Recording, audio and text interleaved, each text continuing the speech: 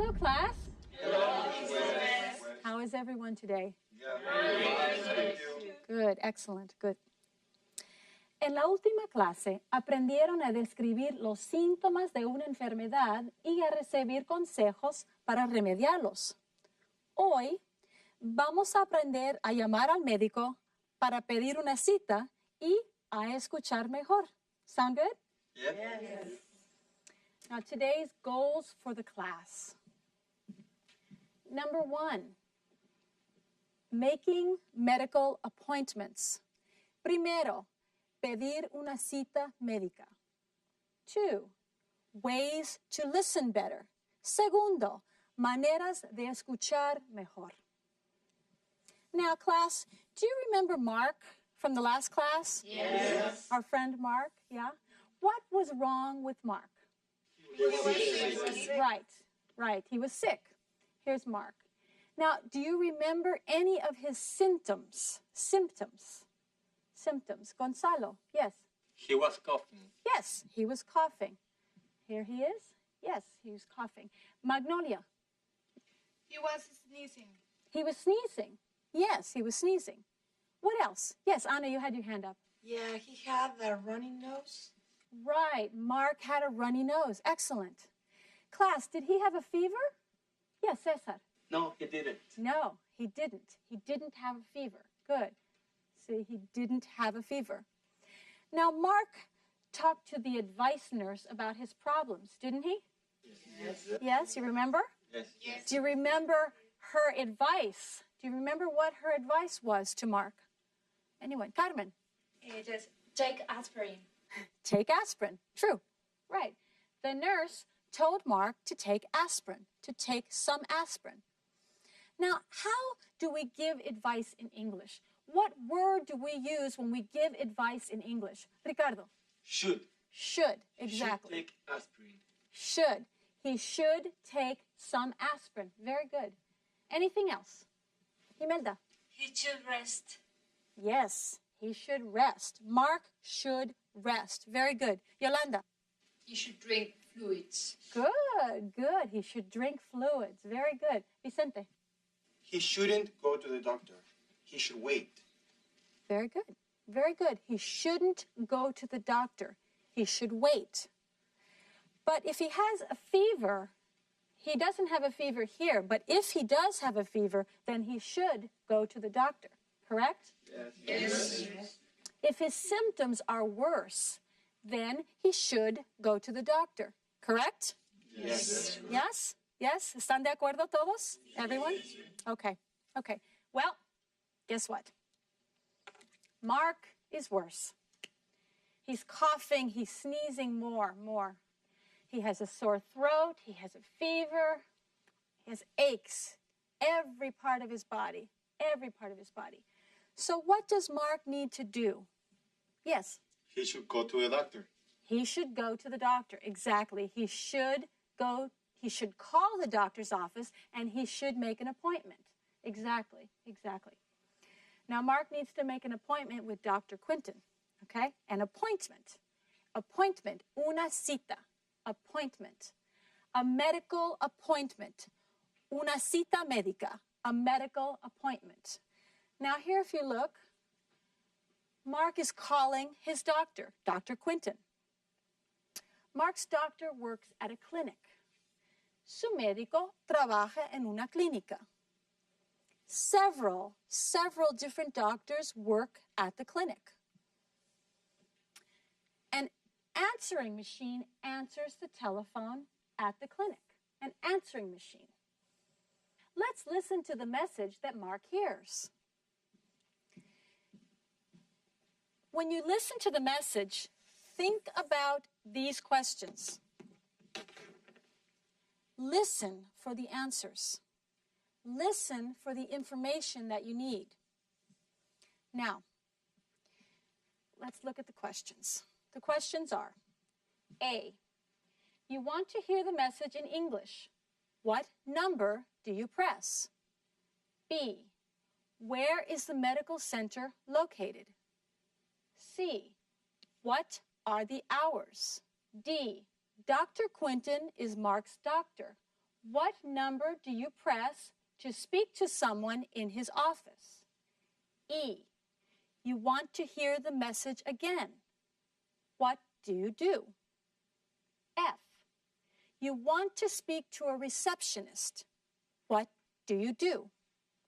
Okay. Now, are you ready? Yes. I'm going to play the tape and listen carefully and think about these questions. You can take some notes. Like, everyone ready? Hello, you've reached the Rocky Point Medical Center. If you want to hear this message in English, press 1. If you want to hear this message in Spanish, press 2. The Rocky Point Medical Center is located at 6736 Maple Tree Lane. Our hours are from 8 a.m. to 3 p.m. Monday through Friday. We also have evening hours on Thursdays from 5 to 8:30. If you want to speak to someone in Dr. Randall's office, press 3. If you want to speak to someone in Dr. Madison's office, press 4. If you want to speak to someone in Dr. Quinton's office, press 5. If you want to hear this message again, press the pound key. If you want to speak to a receptionist, press 0 or stay on the line. Okay. Yes, Yolanda. Mrs. West, what is press? Press, pulsar, press. You press the keys on a telephone. Se pulsan las teclas del teléfono. Good question, Yolanda. Now, were there any other words that you didn't understand? Yes, Anna. What is a pound key? Ah, pound key. Good question. The pound key is one of the keys that is not a number. It has a number symbol on it. This is called the pound key because sometimes this symbol is also used for pound, as in a pound of sugar. Very good. That is the pound key. Excellent. Pound key. Tecla con el símbolo del número. Pound key. Pound key. Now, you hear that pound key a lot in recorded messages. You will be hearing that a lot. Anything else? Anyone? Nothing. Okay, great. Now, let's see if we can answer the questions on the board. The first question, A. You want to hear the message in English. What number do you press? Imelda. Press number 1. Excellent. Press number 1. Very good. B. Where is the medical center located? 1. It is located on Maple Tree Lane. Very good. Maple Tree Lane. You were listening well. C. What are the hours? Ricardo. Monday to Friday from 8 a.m. to 3 p.m. Very good. Yes, Anna. Thursdays evenings from 5 to 8:30 p.m. Thursday evenings. Say it again. Thursday evening Yes. from 5 to 8:30. Very good. Thursday evenings from 5 to 8:30. Very good. D. Dr. Quinton is Mark's doctor. What number do you press to speak to someone at his office? Yes, Cesar. Press number 5. Press number 5. Exactly, exactly. All right, E. You want to hear the message again. What do? Vicente. You can press the pound sign and listen to the message again. You can press the pound key and listen again. Very good. Yolanda. Also, you can press 0 or stay on the line to talk to a person. Great ideas. You really listen to the message well. Yes, Ana. It was easy because we have the questions. We listen for the answers to the questions. Yeah, es cierto. Pensamos primero en lo que queremos saber y luego escuchamos con más atención la información ofrecida, ¿verdad? Usamos preguntas para pensar en las respuestas que vamos a escuchar. Yo pensé en lo que una persona querría saber al llamar al doctor y en las palabras que la gente usa cuando graba mensajes, como por ejemplo, pound key, press number 1, or you have reached.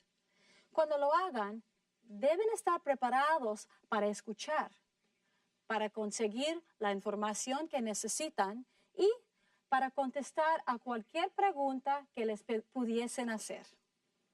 Let's talk about what will happen and what we will hear in the next activity. Pensemos en lo que va a suceder y en lo que vamos a oír en el siguiente ejercicio. Mark listened to the message. He pressed number 5 to reach someone in Dr. Quinton's office. He's now talking to Dr. Quinton's receptionist. Le habla la telefonista del Dr. Quinton. What do you think they will talk about? Vanessa. The receptionist will ask about his symptoms. Yes, the receptionist will ask about his symptoms. Very good. What will she say? Juan. Maybe she will say, can you describe your symptoms? Good. Yes, very good. Yolanda. Mark will talk about his symptoms, sneezing, coughing, and a fever. Good, good. Mark is coughing and sneezing and he has a fever. Yes, Vicente. They will talk about the appointment. What about the appointment? Ricardo. The day and time. The day and Talk time. about the day and time for the appointment. Yes, yes. They will set a day and time for the appointment. Excellent, excellent. Alejandro, yes. Maybe the receptionist will ask for his medical insurance number. My doctor's receptionist always asks for my medical insurance number. Good point. Very good. Medical insurance identification number. Medical insurance identification number. Say it again. Medical insurance identification number. Número de identificación del seguro médico. Medical insurance identification number. That is possible. Very good.